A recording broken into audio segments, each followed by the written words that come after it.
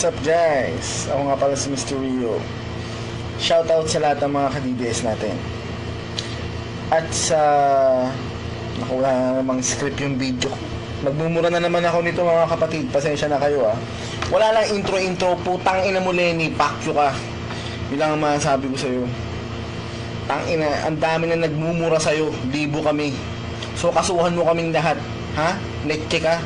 Pakshit ka? Magsama-sama kayo ng mga kapartido yung bugok. Mga gago. Mga hinayupak.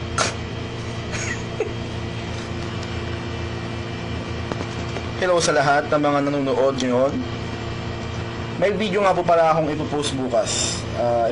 Ipapakita ko sa video na yun ang solusyon kung paano matatalo ang mga demonyo na to. Diba wala nang intro, diba? Putang ina niya na kaagad.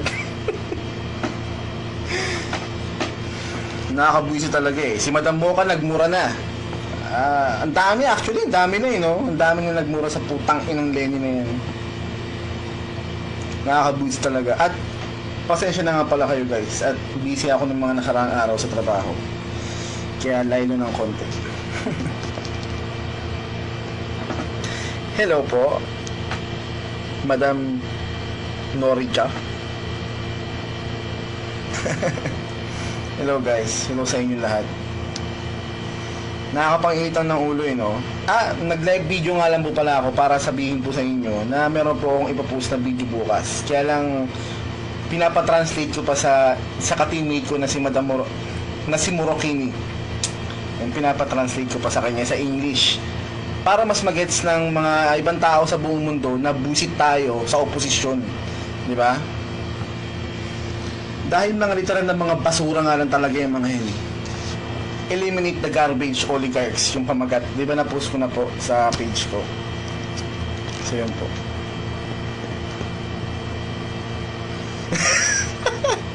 Okay Sir Josh, hindi na po ako magmumura.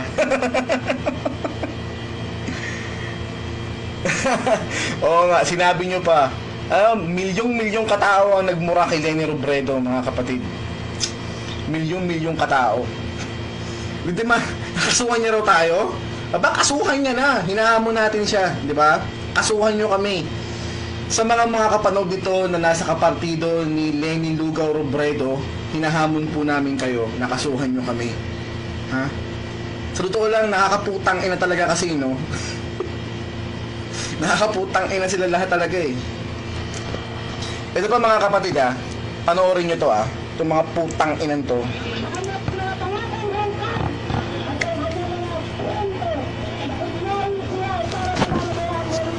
Hindi ko mag-flip yung camera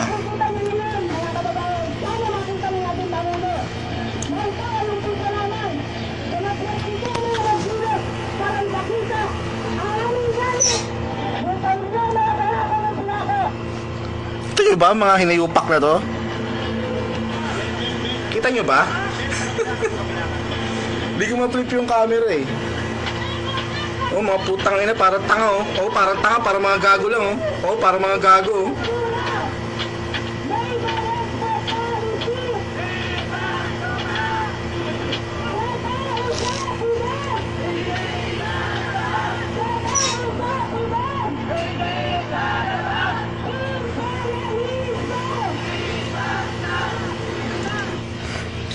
Mga putang inan to mga bayaran na to mga buwisit na to. Tangina kung galit kayo, mas galit kami. Putang ina to mga to mga gago Tangina, may paganyan-ganyan pa kayo, tangina nyo, suntukan na lang tayo. Ay, putang ina ito nga kung walang, ay nako.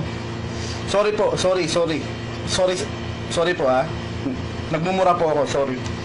Nakakaputang ina talaga kasi. Nakita niyo ba yung video ni Alejano? Yung pukin ng inang yun? Ang sabi niya ba naman, hindi raw destabilisasyon ang ginagawa nila sa pagpapa-impeach kay President Duterte. Walang utak, no?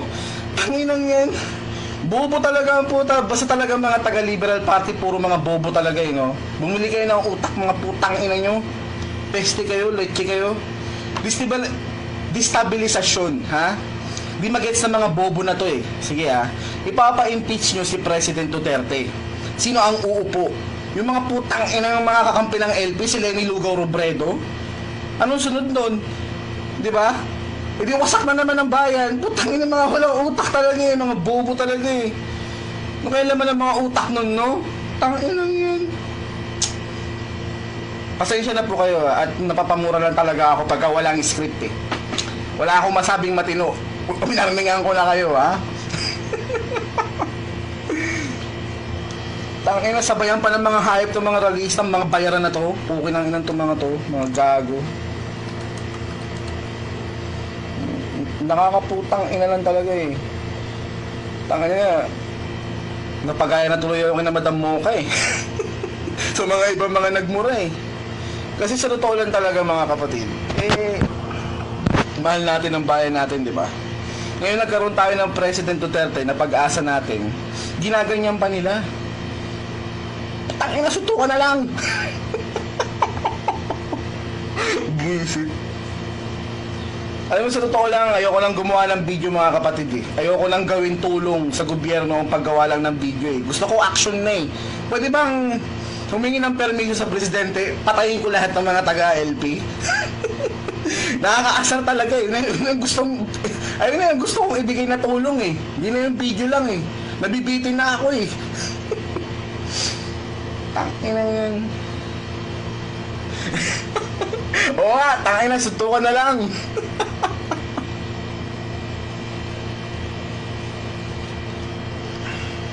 Ay nako. Hinga ng malalim. Relax. Nagkaroon na tayo ng pag-asa kasi. Tapos ginaganon lang nila. Tangina. Nakakalungkot lang eh, di ba?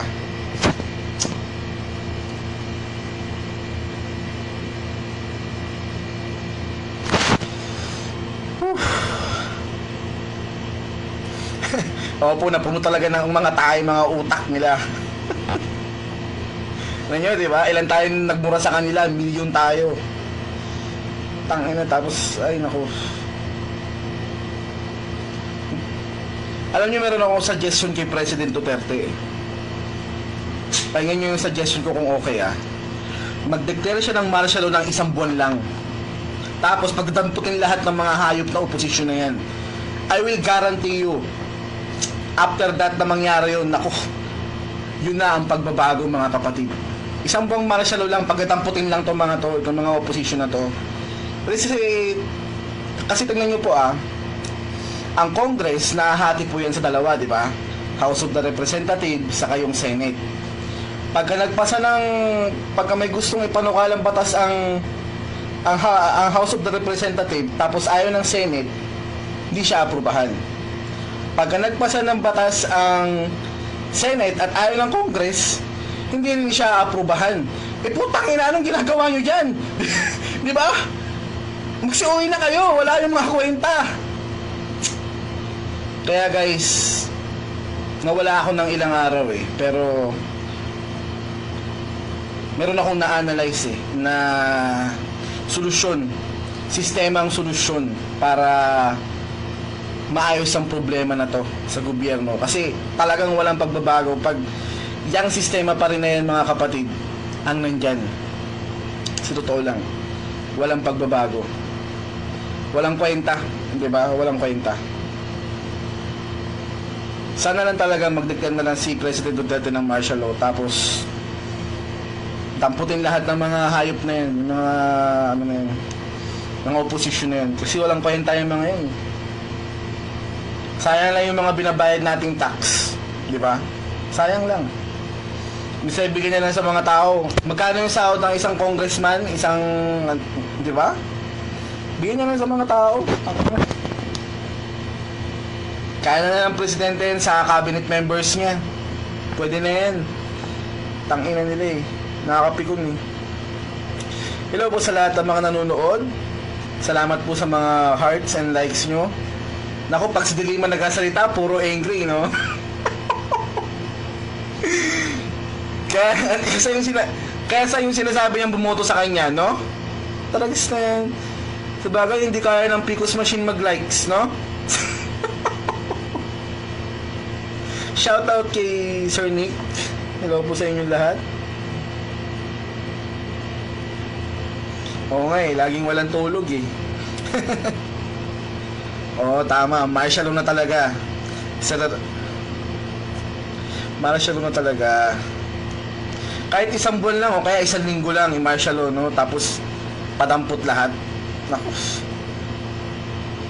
Pagka napakulong yung mga ano na yan, yung mga opposition na yan, naku, ayos na. Ayos na ang bansa. Sa totoo lang. Kaya yung 3 to 6 months na sinasabi ni Idol noon, nung campaign, kayang-kaya niya yun eh. Kaya lang nandyan talaga ang mga sagabal, mga kapatid. Nandyan talaga ang mga sagabal. Kaya talagang walang mangyayari. Kaya po yung next video ko, ang pamagat po nun, na eliminate the garbage opposition. Yun. Yung pamagat ng video na yun. At saka isipin nyo guys maraming supporter si President Duterte, di ba? Milyon tayo eh. Di ba sila natatakot nun? No? Yung tipo na ang mga pulis at sundalo ay kaalyado natin. Tapos pag sinugod natin yung Office of the Vice President, walang haharang sa atin, no? Hindi sila natatakot nun, puta. Tapos atakihin sila lahat, o kaya lagay sa basurahan, no? O kaya paghahampasin ng saging na saba, di ba? Mga ganong senaryo, di ba? Di ba sila natatakot nun? Talagas na yan. Isipin nila, iilan lang sila sa gobyerno na ayaw sa presidente natin, mga kapatid. Hundreds lang ata sila o 1,000 tayo, million tayo. Million. Isipin nila yun. Yung po ang tinatawag na super people power pag nangyari yun. Imagine niyo yun, no? Isipin niyo mabuti walang haharang na pulis. Dahil ang pulis kaalyado natin eh. At yung militar, wala rin. So pag sinugod natin sila lahat sa Malacanang, open, di ba? Di ba sila natatakot nun? Mga bobo talaga itong mga oposisyon na to, no? Hindi na maghintay ng mga oras nila. Kaya lang, wala na silang oras eh, no? Hindi na sila babalik sa gobyerno dahil sa kabobohan nila. So yun po, sana bukas po mapost ko na po yung video na ipopost ko, na pinatranslate ko po sa English kay Morokini. Sana po maging successful. At sana yung mga next video na ilalabas ko ay may mga subtitle na English para mas maintindihan ng mga ibang lahi o mga tao sa buong mundo na bad trip tayo, kina De Lima, kina Panot Aquino, kina Leni Robredo, kasi di nila alam eh, di ba? Di nila alam eh. Sana lang talaga, sana lang maging successful yung ganun. Shoutout kay Morokini na nagta-translate ngayon ng script na binigay ko sa kanya. Shoutout kay Master Salim Makdum. Shout out kay Madam Marie na busy ngayon sa bagong trabaho niya. At shout out sa lahat ng mga ka-DDS natin na nanonood ngayon. Hello po sa inyong lahat. Bawi ako sa inyo mga next sa mga darating na araw. Okay ba? Kasi matagal ako nawala eh, di ba? Bawi po ako sa inyo. Post tayo ng maraming video at tira sa mga putang inang opposition na yun. So paano guys? Bye-bye na. At malapit na matapos ang sala. Back to work na. Okay ba? Sa lahat ng mga taga-Saudi dyan, shoutout sa inyo lahat. Love you guys.